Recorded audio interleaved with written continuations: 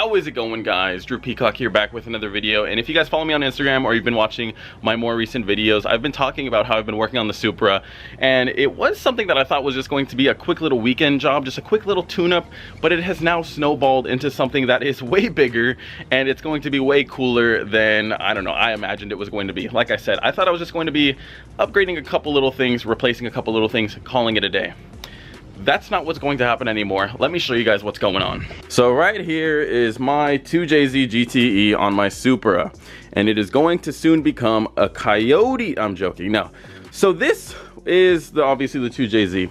As you can see, all of the exhaust work and all the turbo shit is all taken out, okay? I took it out because I wanted to send off the exhaust housing and the actual manifold itself to get ceramic coated so it won't be melting my hood any longer. That was just the one thing that I wanted to do.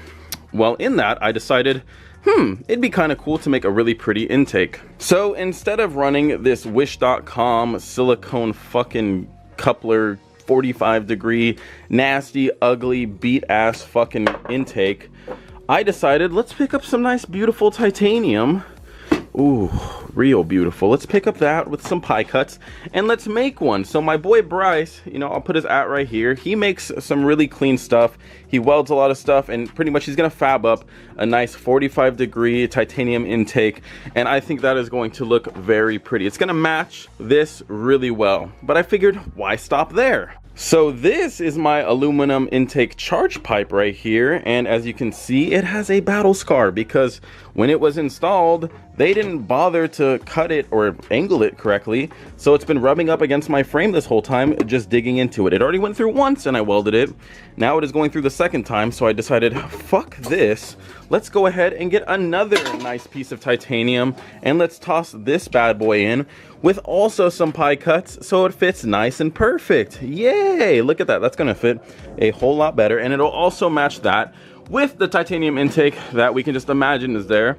So that's kind of what the project started out as, just doing a couple minor things, but now it has snowballed into something much, much bigger. That's my transmission. That's supposed to be in the car.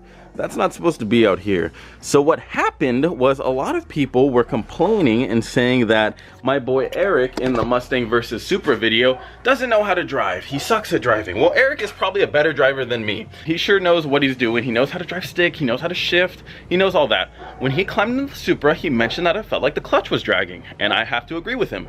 It was dragging. And now we found out why. It's because on my T56, if you come and look at the input shaft, you can see some sort of wear mark. Come on, camera, focus on it. There you go. You guys see that little wear mark right there? Well, pretty much what's causing that is the input shaft isn't centered in the pilot bearing. So the actual input shaft is riding along edge on the pilot bearing, and it's not allowing the input shaft to slow down enough to allow for smooth gear shifting. And so that's why when he was driving, he was having issues shifting here and there. Granted, I think a little bit more seat time would have helped as well, but it doesn't really matter. At the end of the day, the Mustang makes more horsepower, and we obviously know that. So I decided to pull the trans, figure out what the gremlin is, and we figured it out. It is that, well, I'm pretty sure it's that. I'm fairly confident. I'd say 90% confident that I found the issue. And so once that gets put back in and we do it all right and we center the bell housing, it should be good to go. So we will be fixing the charge piping issue, we will be fixing the heat issue, we will be fixing the actual trans issue, we will be fixing a lot of little things, but it doesn't end there. So if you guys come over back to my engine bay, you see this nasty little ABS module right here. Looks disgusting.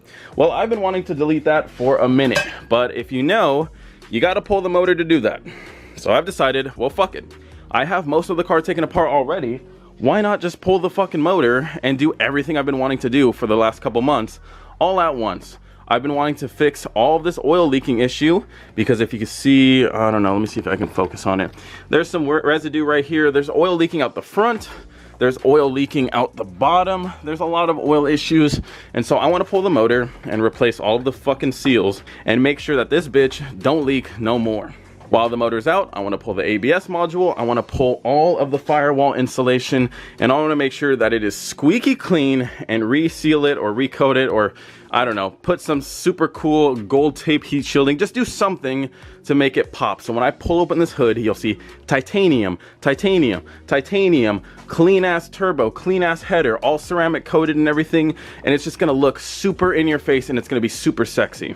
So yeah, as you can see, it started as something small, which is why I wasn't gonna record it. I was just gonna post some photos on Instagram, do my thing, and that was gonna be that. But now it's turned into something where it's a major project, and I figured might as well start recording. It's better late than never to show you guys the actual process. So I'm going to be moving it out of the garage today, and then tomorrow I'll be picking up my buddy Eric's, his crane and his motor stand, and we'll be pulling the motor either this week or maybe tomorrow. I don't know, we'll see. But there's a lot of little things that I gotta do. So I'm going to go ahead and slap some wheels on it, roll it out, give it a quick wash, put the car cover on it, and then we can start working on the McLaren. The McLaren, and we're not doing anything crazy yet. I know you guys want to see the build. I think we'll be getting some new wheels really soon. I don't want to spoil that. But look at the headlights. You see, they're a little hazy. I mean, it's probably hard to pick up on camera. They're a little hazy, okay? They look a little yellow. It doesn't look very exotic. Like, if any of my other cars were yellow like that, I wouldn't really care. But the way that they are, you know, it feels rough. You can hear it, it doesn't sound right. So I'm gonna go ahead and use the only kit I trust to restore the headlights. This isn't sponsored. I bought the kit for my Supra a long time ago and I did it to those headlights, just, you know, didn't make a video on it or anything. I'm gonna go ahead and do it to my McLaren headlights and show you guys the process because I know they work and I know it works well. Again, not sponsored, but I just wanna show you guys the results. So let me go ahead and slap the wheels on the Supra. I almost said Civic. So let me go ahead and slap the wheels on the Supra and let's move it out of the way. All right, Supra is clearly moved out of the garage. I'll have to put it in a better spot because that's just blocking everything. It looks really cool with the bumper taken off and everything. I also sent the carbon lip out to get repaired. So a lot of things are going down on the Supra, but today we're going to be restoring the McLaren's headlights. I don't know if anyone's ever restored McLaren headlights before. I'm sure they have, but it's something that you don't see every day. So we're gonna use this Sylvania kit. I've used it on the Supra. I used it probably, I don't know, 6-7 months ago on this headlight in particular, and it still looks really clear. It still looks really nice, still really perfect. This one I didn't use it on. This is a different one that I swapped out, and as you can see, it's a little bit more yellow. Probably hard to pick up on camera, but the Sylvania one that I cleaned is really, really clean. So let's go ahead and open it up and see what we got. Okay, so the steps are pretty straightforward. Go ahead and you activate the surface with this. You sand, clarify, and polish with this. And then you add this UV block clear coat on there, and your headlights look brand new. It's really simple. Again, it's not sponsored. I've used it in the past, and I just really like it. Let me show you guys step one. All right, let's get a quick before shot. So step one, tape up your headlights. And once they're taped up and cleaned, go ahead and spray the surface activator. This is gonna soften up and remove that yellow hard coat on there. As you can see, it's pretty hazy. I did wipe it down with isopropyl alcohol, so it looks worse than it actually is. But let's go ahead and spray this on, let it sit for 30 seconds, and then see how it looks. There we go. Nice and good coverage. Sorry if the camera wasn't aimed in the right spot. I'm trying to just focus, but oh, this shit smells like degreaser. All right, so I'm gonna let that sit for 30 seconds and then I'm gonna rinse. All right, been about 30 seconds. Gonna go ahead and rinse. I'm gonna spray in the area that I want it to rinse towards. Probably be easier if I used a hose, but I'm a lazy little shit and don't feel like carrying a hose out here.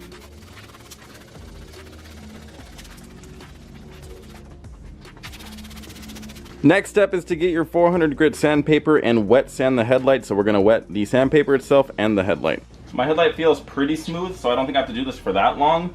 I'm just trying to get through maybe like, I don't know, a figurative coat.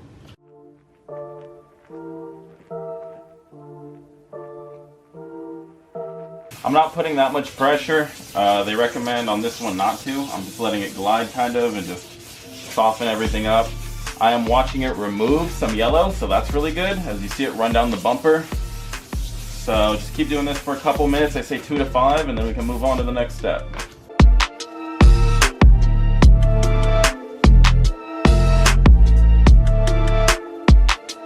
Alright, so the headlight looks uniformly hazy. It feels pretty uniform throughout the whole thing as well, which is what we're looking for. So now let's go ahead and repeat for the other headlight. Alright, so both headlights are uniformly hazy now. They're no longer really yellow. They just look like an off gray kind of color. So now we're going to move on to the next step of sandpaper, which is 1000 grit. So let me get you guys set up and we will start. All right, so for the 1000 grit sandpaper, you can put a little bit more pressure into it, but still you don't want to dig into your headlight and really mar anything up. So just a little bit harder than you previously were. And then for 2000 grit, we can go pretty firm.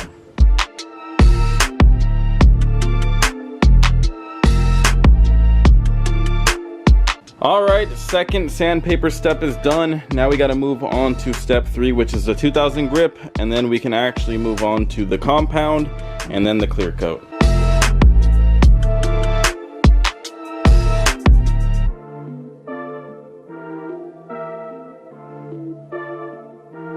All right, the sanding process is done. Now we're going to use the compound that they provide us with their little white rag. I'm gonna put a quarter size dot and then rub it in just like car wax.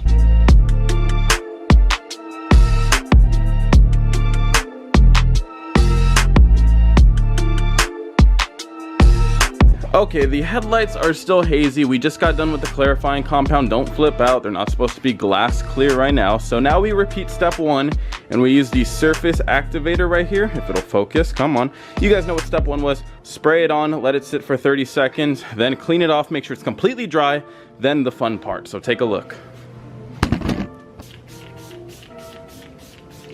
Nice and even coverage, look at that. All right, now let it sit for 30 seconds. All right, so here's the magical part. Step 3, the UV block shit. This stuff works wonders. You might be looking at the headlight right there and be like, Drew, that looks like shit, that's hazy. Well, watch what this stuff does. So you're gonna just apply it to the folded edge right there and just paint it on. Oh, it's so much fun. It's so satisfying to do as well, so watch.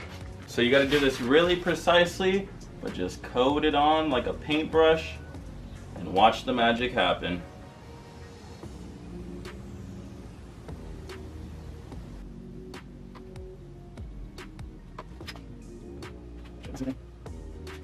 And just like that, make sure I didn't miss anything, and it is going to dry exactly how you see it.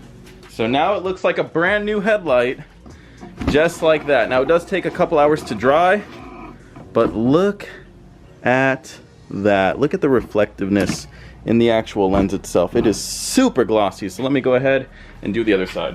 Just finished coating this side, and look at that. It is crystal clear. I know. You were a little nervous, weren't you? When you saw how hazy it was, you were probably freaking out, but you could see my reflection in it. Hello.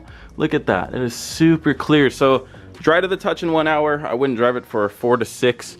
Make sure you got even coverage throughout the whole thing. It looks like I did.